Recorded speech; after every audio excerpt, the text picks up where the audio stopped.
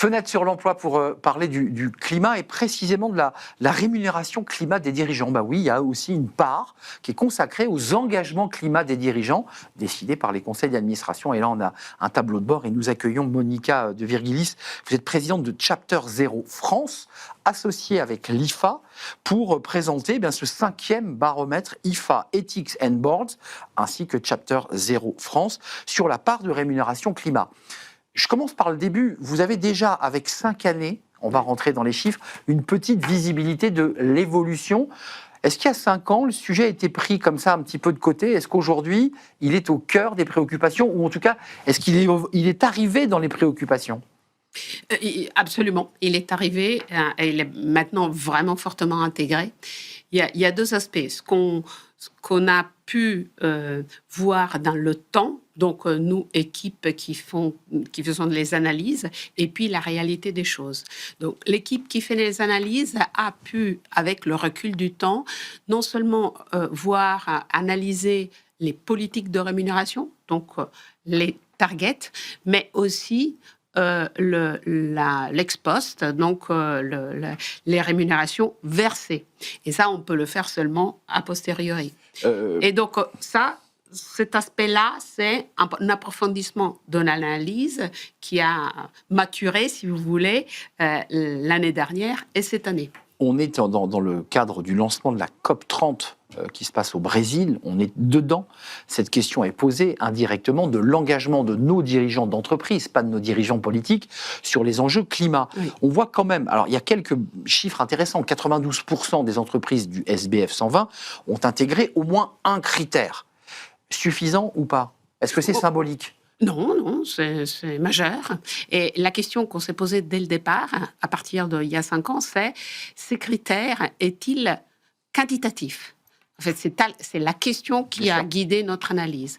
Et on voit qu'aujourd'hui, la quantitatif est très prépondérant, à la fois dans le court terme et dans le long terme. Plus de 60% des objectifs environnementaux sont ancrés à un indicateur quantitatif. Alors Monica, juste un petit point sombre qui est intéressant. On voit bien que l'entreprise essaie de se réformer de l'intérieur, calcule son bilan carbone, fait des efforts sur plein de sujets. Ça, c'est l'entreprise. Dans le green business, un peu plus compliqué. C'est-à-dire l'idée de créer du business avec ces enjeux climat, environnement. Vous avez vraiment centré le point critique.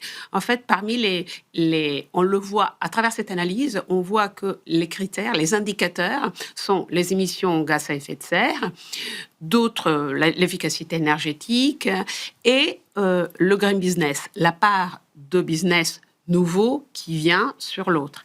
Alors cet indicateur-là, il est toujours existant, ça, quelques entreprises le reportent, mais ça reste très niche. Et c'est effectivement le reflet du fait que, oui, on fait des efforts, on serre la ceinture, on réduit les émissions, et peut-être on les sort de l'Europe, mais au niveau de renouvellement des business models et des offres, à la fois de produits et de services, on n'y est pas encore. Donc il y a encore là, évidemment, beaucoup de développement possible. C'est qu'on cherche un peu le modèle économique. C'est un vrai sujet. Absolument. Dernier point, Monica, celui-ci est très positif et vous l'avez porté à l'occasion de ce 5e baromètre, c'est qu'il y a 44 sociétés qui ont déjà des objectifs climat-environnement et ils communiquent, font un suivi. Et ça, c'est intéressant. Ça, c'est la vraie avancée majeure de ce baromètre de cette année. C'est non pas tellement les politiques qui sont restées assez stables, parce que quand on arrive à des niveaux d'intégration aussi élevés, on y est,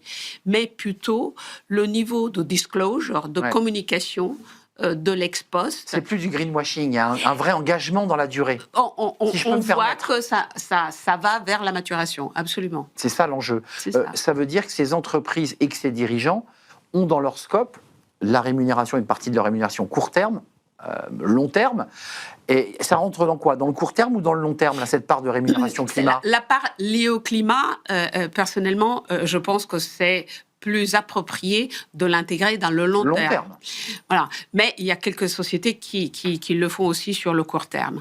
Mais c'est justement l'analyse de du payout dans le long terme, qui est un peu plus laborieuse que juste l'analyse des politiques, et qui permet de dire que un chiffre important, c'est que le nombre de sociétés qui ont évalué leur rémunération LTI sur la réduction de l'objectif réduction gaz à effet de serre et communiquent le résultat de façon individuelle. C'est ça le point. Donc, on passait de 7 en 2023 à 24 en 2024. Donc, il y a un effort de fait, et ça, c'est important de le signaler, et c'est rentré dans le scope, pour utiliser ce mot, dans le scope des dirigeants. Absolument, vous avez raison. Et ça, c'est important qu'il est en tête dans le contexte de la COP. Merci Monica de Virgilis, présidente de Chapter Zero France, et je ne l'ai pas précisé, coprésidente, et ça, c'est important, du club nomination à rémunération de l'Institut français des administrateurs, et j'ai envie de rajouter des administratrices à l'IFA. Yes. C'était un plaisir. Oui, voilà, on dit yes. Merci de nous avoir rendu visite. C'est un vrai plaisir. Merci à vous. Merci pour votre fidélité. Merci à Nicolas Juchat qui m'accompagne dans chacune de ces émissions et que je remercie évidemment. Merci à Pierre Lou à la réalisation. Merci à Paul au son. Merci à vous surtout pour votre fidélité. Je vous dis à très bientôt. Bye bye.